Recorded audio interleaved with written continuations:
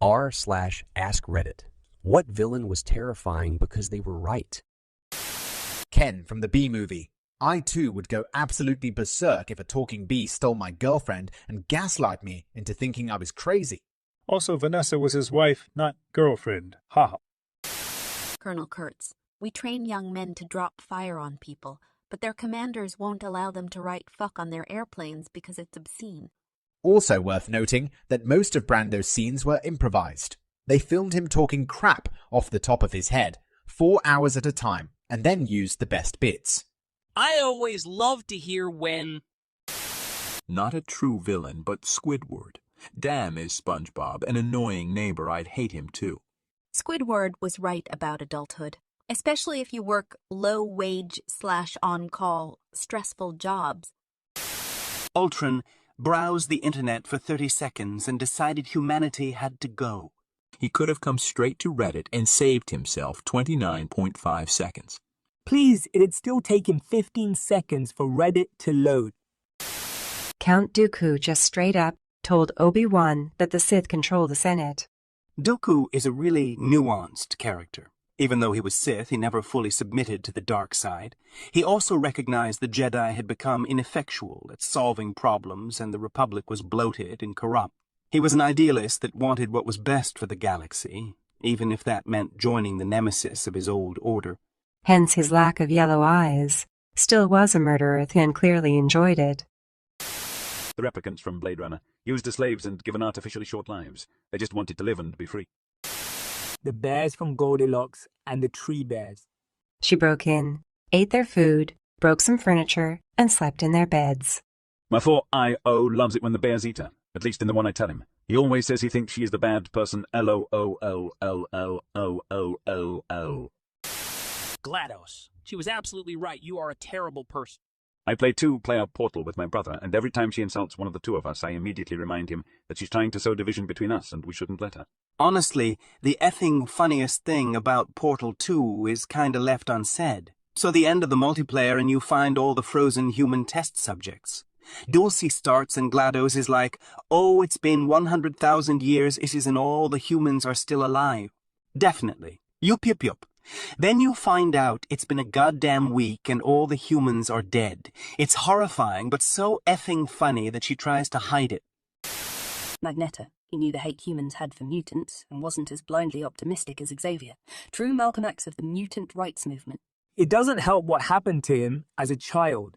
That fueled his hatred for humanity. Not only does it fuel a hatred for humanity, but also a pretty dramatic understanding of the depths humans will go to in order to destroy the things they hate. He doesn't see a way for humans and mutants to live side by side, because he's literally watched the destruction of people that were less different than humans and mutants because of their differences. The Hamburglar was just trying to save children from childhood obesity. If Mayor McCheese and Officer Big Ma C are anthropomorphic burger folk, that means Hamburglar is carrying a bag of severed head. It's 7, but for kids. What's in the bag? Bobby Heenan spent the 80s telling us how awful and selfish Hulk Hogan was proven absolutely correct in 1996. In hindsight, Heenan was trying to save us all from the inevitable scourge of Hollywood Hogan. Arya's parents on Pretty Little Liars. They're villainized for not letting their high school daughter date her teacher. Yeah, that relationship was just... like, why normalize that at all? I know why they attempted to normalize it. It was rhetorical and doesn't require an answer and was meant to display the disgust I have with the attempt. See also, Magneto, the Holocaust survivor, not wanting his species genocided. His X-Men plan was quite reasonable. Convert the world elite into mutants, thus guaranteeing they treat mutant fairly. Ozymandias. He outsmarted the most powerful being in the universe and won. There actually weren't flaws in his logic or execution. The flaw was just how short-sighted his plan was.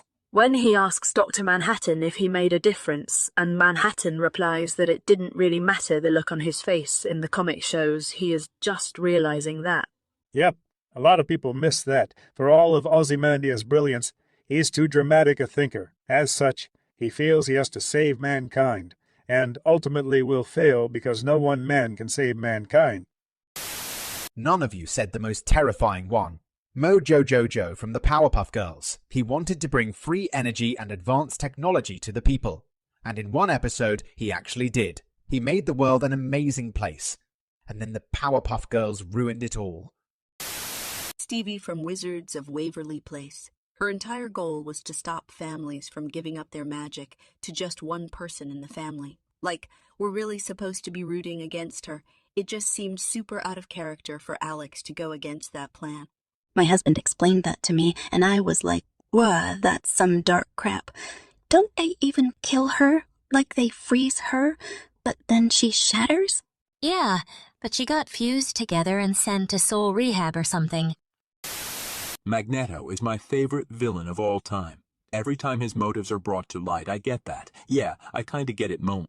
One of the only good bits out of that god-awful excuse for a Phoenix movie, X3, was just Magneto giving side eye to the young mutants asking for his tattoos. He just whips out the concentration camp number in stone. Cold, no one is ever marking me again. Like that was a bad movie, but at least they got that attitude right. Another good one from that movie was, Charles Xavier did more for mutants than you will ever know. My single greatest regret is that he had to die for our dream to live. Roy Batty. What was done to him and his kind was wrong, and he had righteous anger. In the book, the story is very different. A lot of time is spent by Deckard contemplating what it meant to be human. At one point, he runs into a Blade Runner that is a psychopath, and after an argument demands that the Voight cop test be performed on him. Deckard finds out he is human, but he is a complete psychopath and is less human than the replicants. The story ends with Deckard killing all the replicants and getting a reward which he was using to buy a replacement animal for his wife. There is no righteous anger in the story. The opera singer replicant just gives up and lets them kill her. The final shootout with the last of the replicants is no more special or human than a pet control guy shooting some dogs that went into hiding. The story is very depressing and no one is really angry, just resigned to fate and a system that is very inhumane. Frankenstein's monster, Adam, created by a short-sighted, arrogant doctor as the first of his race, then denied the opportunity to be part of a community of his own, man-made beings, or the human community. He only became monstrous after it became clear that Frankenstein would never create another of his kind, and was driven mad by his desire to punish Frankenstein's hubris. So, Frankenstein was the monster after all. Knowledge is knowing Frankenstein wasn't the monster. Wisdom is knowing he was. The guy in Korra who wanted to end special privileges for vendors perfectly captured that right idea, fascist execution concept and dread. Dracula in Castlevania, the series. So I love him as an antagonist, but I can't say that he was strictly correct, if that makes sense. Yes, he was right about Emily people being abominable, but there were plenty of innocent people that were murdered for the crimes of others. He had flaws in his logic, and that's part of why he was such an amazing and compelling character. If he assumed all people were not worth the oxygen in their lungs or the blood in their veins, he immediately judged even the best of people by his own standards as an immortal. That said, the other reasons he was so incredible include the fact that his anguish was so easy to sympathize with, and his nigh omnipotence granted the character all of the power and leverage in the entire series. Watching him misuse his own power out of grief and loathing was a beautiful tragedy that ended in such a grim and heart-wrenching manner, but ultimately for the better. Maul. His last words before being captured by the Republic was, "You're all going to burn. You're all gonna die. You're all gonna die. You don't know what you're doing." She tried to warn Ahsoka of Palpatine's ultimate plan, but she didn't listen. Sam Witwer, the best voice acting I've ever heard. Lex Luthor. We're only safe as long as Superman think it's fun to be the hero. There was a very good reason they made Lex a good guy in Injustice. If he hadn't been, Clark would have been fucked the day he killed Joker. King Kong. Not even because he was right. He was just alive, minding his own business and blam, taken out of his home and made to be the villain without any choice. A real good example of human nature. I never saw Kong as a villain. Yeah, he is not villain nor hero. He is a wild animal acting on instinct that got sent to a strange land to be a circus act. He was confused by his new restraints and environment, and of course he lashed out. The Matrix's Agent Smith. I tried to classify your species. I realize that you're not actually mammals. Every mammal on this planet instinctively develops a natural equilibrium with their surrounding environment, but you humans do not. You move to another area, and you multiply until every natural resource is consumed. The only way you can survive is to spread to another area. There is another organism on this planet that follows the same pattern. Do you know what it is? A virus. Human beings are a disease, a cancer of this planet. Hugo Weaving performed the F out of that monologue. What an incredible character he brought to life. Syndrome. When everyone's super, nobody is. You would expect a Pixar movie to have a message like everyone is born special, but The Incredibles' message is more like some people are born more special than others, and it's not okay to tear them down out of jealousy. Doesn't Syndrome become a villain because he was rejected as a sidekick by Mr. Incredible because he was basics? There's also a message in there that special people shouldn't treat average folks as expendable trash. Poison Ivy and Mr. Freeze. Literally tied for my favorite of Batman's rogues gallery. Des did them some serious justice.